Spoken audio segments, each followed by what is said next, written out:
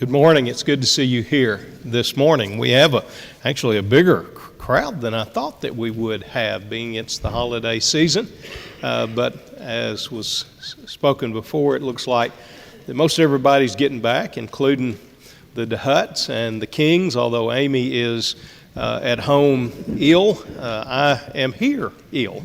We had a bout of the flu go through the cabin. We were in Tennessee, in a cabin in the hills, and one person came with the flu. 9 people left with the flu, and so I'm on the tail end of it. And people asked me this morning, "Are you going to preach?" And I said, "Well, I'm going to start and see how far we get." I wanted to especially be here this morning to preach this sermon because this is the last of the sermons on our 2024 theme of breaking down barriers to great relationships. We have looked at a number of subjects having to do with breaking down those things that would stand between us in a relationship with God or a relationship with one another. And we're finishing that off this morning. We're going to look at breaking down fear. It could very well be that fear is the number one barrier to great relationships. Yes, fear of a relationship with God, what that's going to involve, and a fear in our relationships with one another. And we start off by reading Isaiah chapter 41 and verse 10. Isaiah there is speaking to the children of Israel, and he is describing the relationship that the Israelites have with God, that God was their God, God created them, God led them, God had promised to never abandon them. And so as he comes down to verse 10 then, he says that given that special relationship that they have with God, they need not fear anything else. He says, "Fear not." Why? "For I am with you. Be not dismayed, for I am your God. I will strengthen you. Yes, I will help you. I will uphold you with my righteous right hand." Everything else in the Bible that talks about not fearing in consideration of the relationship that we have with God really echoes what Isaiah 41 in verse 10 is telling us. We have no reason to fear. We have no reason to be dismayed if we are God's people, if we have a special relationship with God, because we have promise from God that He will always be there for us, that He will always help us, be there to help us and to strengthen us and to uphold us.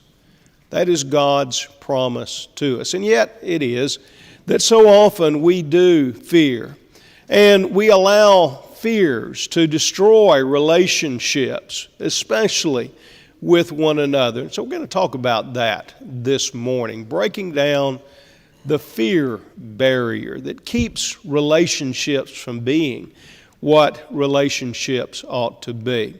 I'm going to talk about 4 common fears this morning. If you were to list all of the fears that you have, if I was to ask you this morning to list the fears, maybe the top 10 fears that you have, these 4 would be probably on every single list, and maybe the top 4 on the list. So we're going to look at these, what the fears are, and then how to break that barrier of fear. And the first of those is the fear of financial destitution.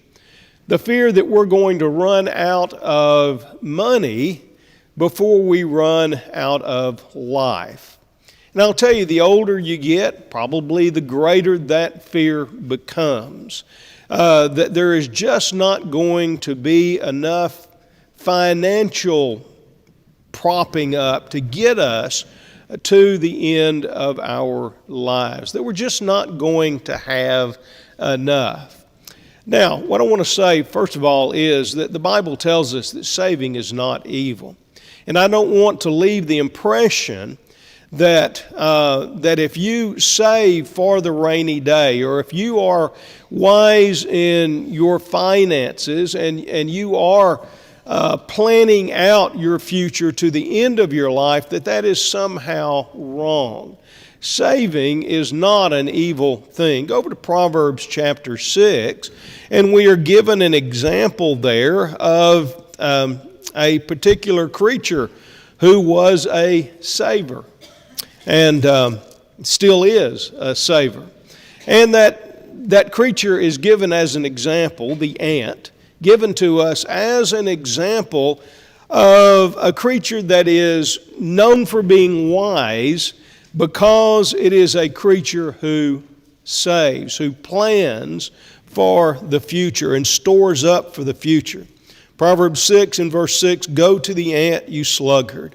Consider her ways and be wise, which having no captain, overseer, or ruler, provides her supplies in the summer and gathers her food in the harvest." And so, whatever you might say about the ant, you can't say that the ant is a sluggard. You can't say that the ant is lazy. The ant is known for being industrious and for saving up. And what he describes here is the ant going out and searching in the summer for food, and then in the fall searching, at the harvest time, going and gathering food for itself and taking it back to the ant hill and burying it in the ground, because the ant knows that there is a day coming when there will be no food to gather. And so it makes plans ahead and it saves ahead. And the wise man says, look at that and see that as an example of wisdom that stores for the future. And then in chapter 21 and verse 20, the wise man says, "There is a desirable treasure and oil in the dwelling of the wise, but a foolish man squanders it."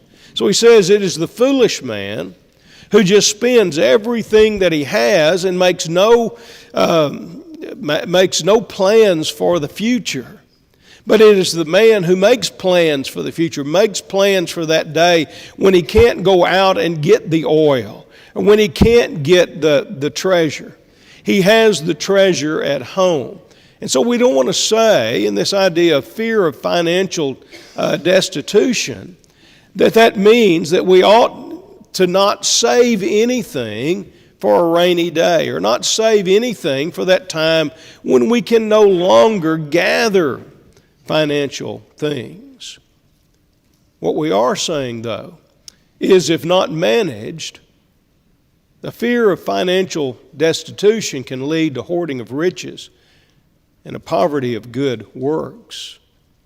See, there's a difference between saving and trusting. In 1 Timothy 6, 17 through 19, in that wonderful chapter on not trusting riches, he says in verse 17, 1 Timothy chapter 6 and verse 17, he says, "Command those who are rich in this present age not to be haughty, or to trust in uncertain riches, but in the living God, who gives us richly all things to enjoy."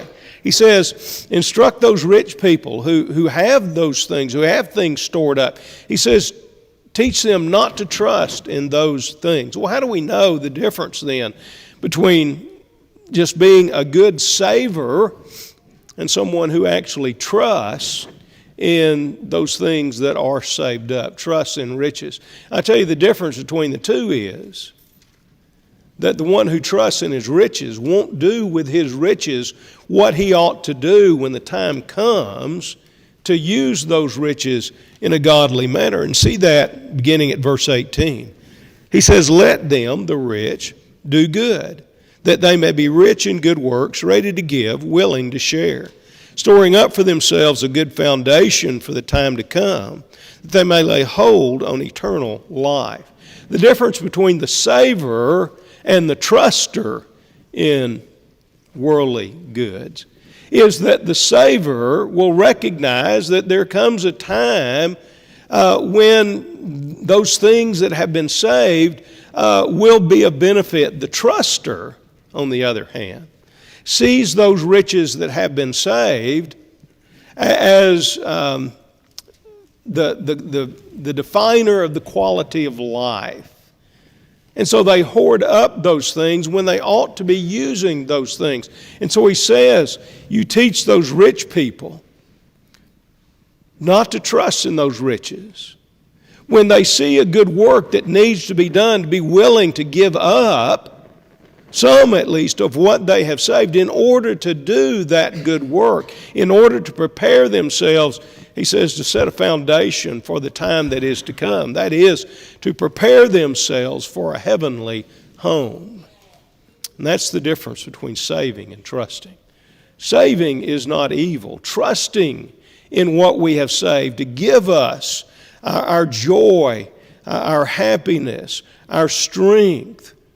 Trusting riches to do that, when riches are so uncertain, is a foolish thing and is against the will of God. So what is the key to breaking down that barrier? Well, first of all, Psalm chapter 37 and verse 25 says one of the keys is to trust righteousness.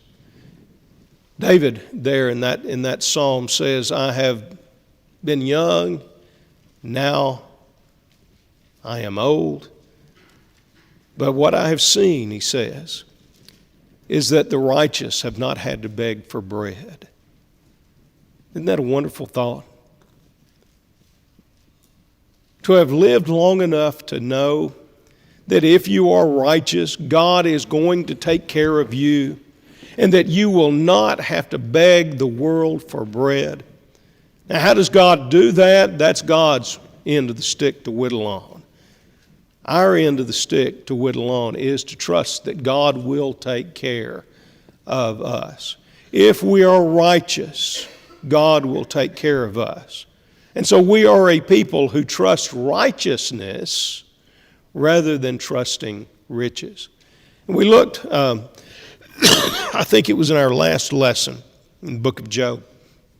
Job chapter 22 and verse 25. I tell you, Job's three friends say a lot of things that aren't true and make some improper applications to Job about what Job needs to do to get out of the horrible situation that he is in. But they speak some truths, some general truths.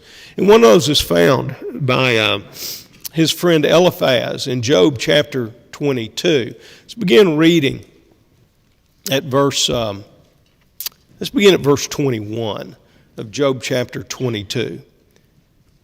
Here is Eliphaz's statement to Job about how Job needs to change his life in order to gain a new relationship with God. He says, now acquaint yourself with him, that is, with God, and be at peace. Thereby good will come to you. Receive, please, instruction from his mouth, and lay up his words in your heart. If you return to the Almighty, you will be built up. You will remove iniquity far from your tents. Now, what Eliphaz has done wrong is applied this to Job in saying that Job has not made the Almighty his trust. That his illness and the bad things that have happened to him are the result of there being no peace between Job and God. Eliphaz is wrong about that. But what Eliphaz is right about is that we need to be concerned about being at peace with God, about depending upon the Almighty. He says, if you return to the Almighty, you will be built up, you will remove iniquity far from your tents. Then you will lay your gold in the dust, and the gold of Ophir among the stones of the brooks. He says, You need to, if it's gold and silver that is what you trust in, you need to get rid of that. Don't trust in it at all, and show that you don't trust in it by just getting rid of it. Thank you, sir.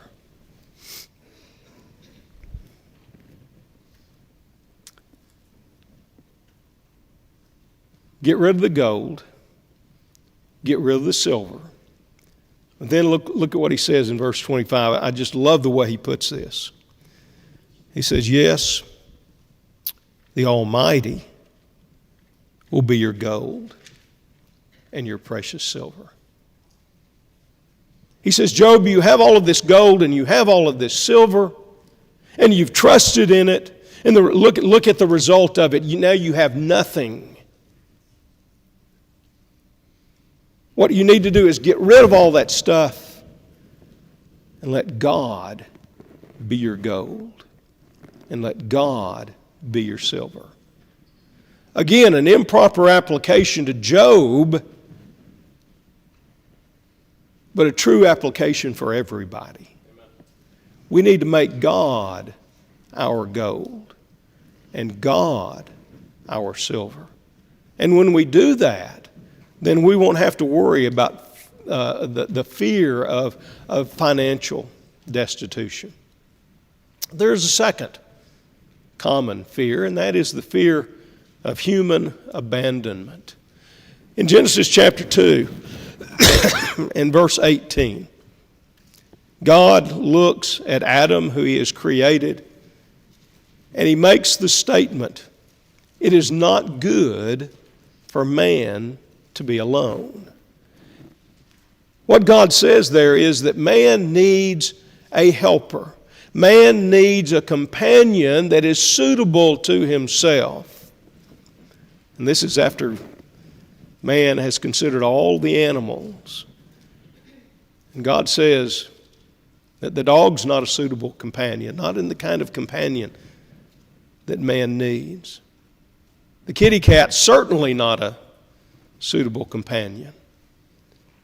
The horse and the cow and all those other things that were marched before Adam, they're not a suitable companion.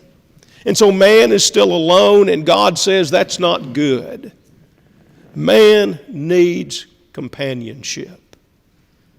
And such is true today. You know, if you put a person in solitary confinement and they have no one to talk to, no one to lean on, no one to benefit from, that pretty soon they will go insane, and eventually they will die for lack of companionship. But if that desire for companionship, that need for companionship is not managed, then it can lead to destructive companionships and rejection phobia, afraid of being rejected by someone. In Proverbs chapter 1, verses 10 through 18, the wise man talks about the gang mentality. He gives advice to the to the young men that he is writing to. And he says, if someone comes along and they says to you, let's go out and let's do bad things. You know, we can go and we can lie in wait against someone out there, someone weaker than ourselves, and we can do them harm. We can take their things. He says, if someone says that to you, don't go along with them in that. Don't become a partaker of their evil deeds. And you wonder, who in the world would ever want to do that? Who would want to align themselves with people whose intent is to do harm to other people? And the fact of the matter is, there is a strong urge to do that in the gang mentality. You wonder how some of these young men and young women get involved in all of this illicit gang activity. It is because the pressure for human companionship, when maybe it is not there at the home, it's not there at the school, But they need that companionship, and the pressure is so great that they're willing to align themselves with people who would do horrible things and lead them to do horrible things. That's great. And also, the attachment to family is significant. It is a great thing that can also lead people to do things that they ought not to do and make decisions like they ought not to make. Go over to Matthew chapter 10. Matthew chapter 10, and let's see that.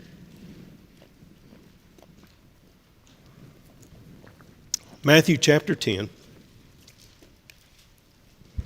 verse 32, beginning. It says, "Therefore whoever confesses me before men, him I will also confess before my Father who is in heaven. But whoever denies me before men, I will also deny before my Father who is in heaven." That's pretty straight up, isn't it? You confess the Lord before men, the Lord will confess you. You deny the Lord before men, the Lord then will deny you. So why would someone deny the Lord, given that truth? Verse 34, "Do not think that I come to bring peace on earth. I did not come to bring peace, but a sword. For I have come to set a man against his father, and a daughter against her mother, and a daughter-in-law against her mother-in-law, and a man's enemies will be those of his own household." He says, see, sometimes that denial of me can come when you don't want to deny him, but you feel pressured into denying him because of family associations. Imagine how difficult that must have been in the first century when you had people coming out of Judaism and they would obey the gospel, and as a result of that, not only would their society shun them, but their family would shun them. They would be outcast from everybody. They would be alone, companionless, because they confessed Jesus Christ. The temptation to deny would be strong. And the same is true today. There are situations where people are divided from family because of their obedience to the gospel of Jesus Christ. It happens. And here's what Jesus says. In verse 37, "He who loves father or mother more than me is not worthy of me. He who loves son or daughter more than me is not worthy of me. And he who does not take his cross and follow after me is not worthy of me. He who finds his life will lose it. He who loses his life for my sake will find it." Jesus says if it comes to a matter of either accepting father or mother or accepting me, you have to accept me. If it comes to accepting son or daughter or me, you have to accept me. If it comes to anybody else in this world and me, you have to accept me. But we fear human abandonment.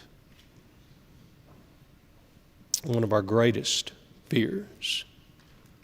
So how do you break down that barrier? Well, in Hebrews 13, 5 through 6, you break it down from realizing that God will never leave you, God will never forsake you. Paul learned that lesson, didn't he, in 2 Timothy chapter 4, verses 16 through 18, when here he is in prison and he comes for his first defense before the authorities. He says, "At my first defense, no one stood with me." Now, where everybody was, he doesn't say, but they weren't with him. and evidently, some who he thought needed to be with him weren't with him. He says, may the Lord not lay that to their charge. So here's a man who is standing before the authorities, giving a defense for his very life, and no one standing with him. But then he adds, "But the Lord stood with me." You see, Paul couldn't see any of his friends there. He couldn't see any of his companions, earthly companions there, but he could see the only companion that mattered. He could see Jesus Christ standing with him. And the point that Paul is making there is that was enough. The Lord stood with him. He said the Lord strengthened him. Knowing that the Lord was standing with him was enough for him to get over the fact that nobody else was. Social rejection can take this in a little bit different direction than the human abandonment, but they're second cousins to one another. We fear social rejection, that for some reason we will be rejected by the vast majority of our society. You know what is at the top of most fear lists? Public speaking.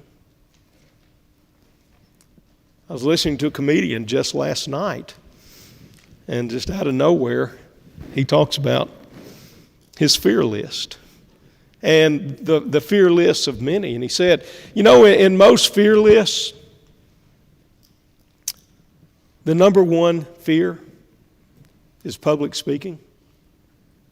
He says that is feared more than death. He said what that means is that most people who attend a funeral would rather be the person in the casket than the person giving the eulogy. Public speaking. Nick, last Sunday night. I tell you, before Nick ever got up and spoke, and I listened to his sermon, and it was good. And I'll tell you, the biggest fear for Nick was not preaching the sermon. It was making the decision to walk up here and give the sermon. Once that was over, the rest of it was kind of easy. And I think so much of him because he did a good job. Even more than that, I think so much of him because he overcame the fear and he got up and did it. And that means the world. I'll tell you something.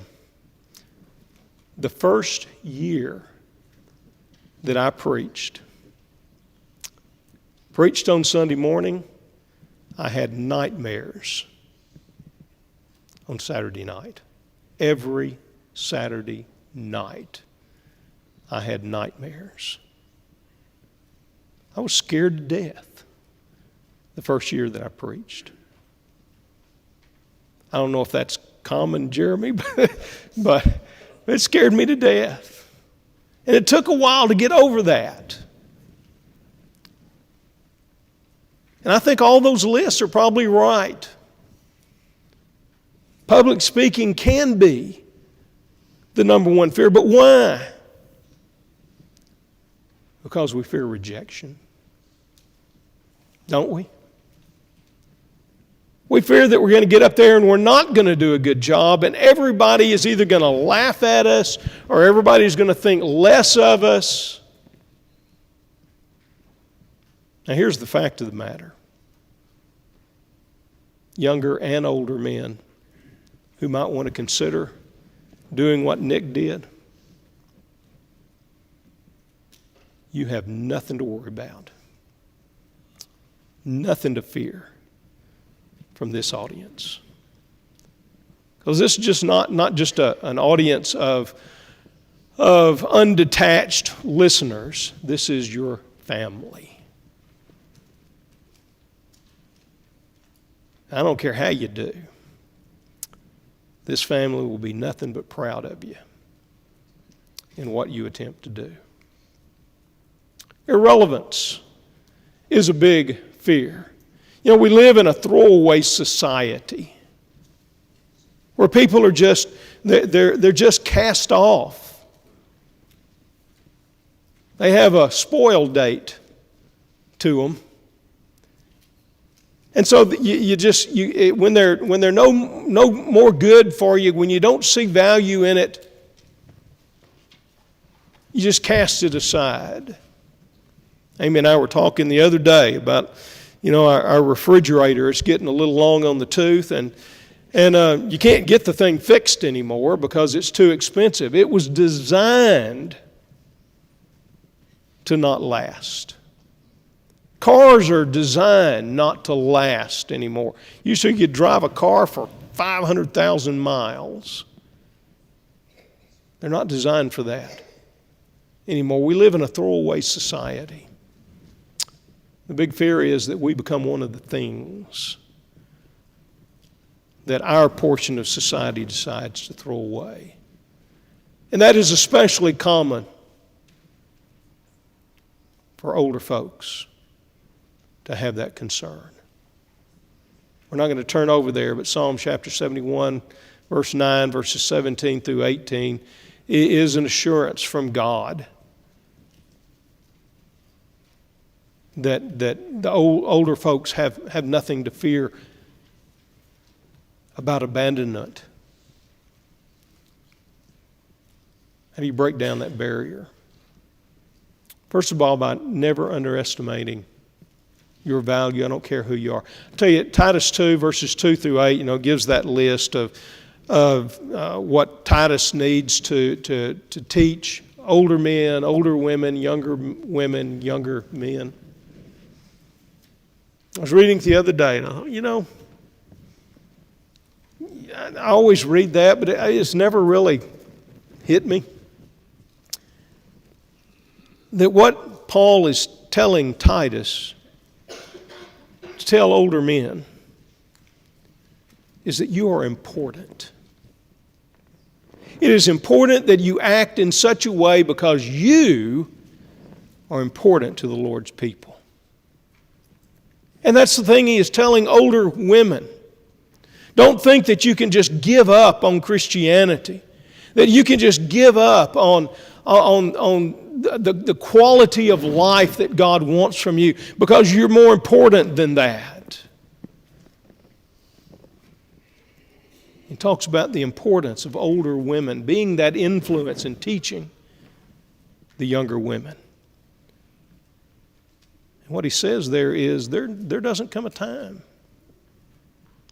when older men and older women aren't important. Older folks, don't underestimate your value. And then God's promise to the faithful aged in Isaiah chapter 46 and verse 4 is do not fear, because I'm still going to be with you and I'm still going to care for you. Young folks, never give the aged a reason to feel anything except value. Leviticus 19 and verse 32. I love that passage. It says that young people were to rise when they came in contact with an older person. When the older person walked into the room, the young person sitting was to rise in honor and respect for that. And I'm not saying that every time an old guy like me comes in, all you young people need to rise. What I'm saying is God expects honor to be shown to the aged. So if the aged never have this feeling that they're just a throwaway, that nobody needs them anymore. Fourth common fear is, of course, death. We fear death. And there are two reasons why people would fear death. First of all, because it's the unknown. And we fear the unknown. We fear what we don't understand. There's a lot about death that we don't understand. And there can be an element of fear that we are unprepared for death. How do we break down that barrier? We break it down by seeing death for what it is. What is death? Well, 1 Corinthians 15, verses 50 through 58 tells us that what death is a portal to a new and better life. A life that is filled with glory. A life that is filled with power. A life that is filled with unimaginable joy. We give up this body that decays and enter into a life with a body that does not decay, that is fit for eternity. We need to see death not as the end of things, but as the beginning of something for the righteous that is wonderful. And then to see God with you. We don't have to fear death. The psalmist tells us in chapter 23 and verse 4. Why? Because God is there with us. Yea, though I walk through the valley of the shadow of death, David says, I will fear no evil. For you are with me. Your rod and your staff, they comfort me. We have nothing to fear if we have the one truly good fear. That is the fear of God. Ecclesiastes 12, 13, and 14, as Solomon is wrapping up his treatise on what life is all about. He says this is what life is all about. Life is about fearing God and keeping His commandments. The New King James says, for this is man's all. That is, this is what man is all about. This is why man is here, to fear God and keep His commandments. And then in Matthew chapter 10 and verse 28, Jesus says, do not fear those who kill the body, but cannot kill the soul. But rather fear Him who is able to destroy both soul and body in hell. We need to fear God. And when we fear God, that will be what breaks down the barriers to every single other fear. Psalm 34 and verse 4, I sought the Lord, and He heard me and delivered me from all my fears. 1 John 4 and verse 18, there is no fear in love, but perfect love casts out fear. That is fear, love that has been complete or perfected between us and God. A perfect love is a love where God loves us and we love Him. And we show that love for Him by doing His will. That'll destroy that fear of death. It'll destroy that fear of abandonment. It'll destroy that fear of social rejection. It'll destroy that fear of financial destruction. There is no fear in love, in loving God. If you love God, you have nothing to fear. And that's God's promise to us. Perhaps there's someone in our audience this morning who needs to respond to the invitation of Jesus Christ to come to the Father through Him, through His shed blood. If you need to do that this morning, we can help you to do it. You just need to let us know how we can help you by coming forward right now while together we stand and sing. Come, good, please prepare.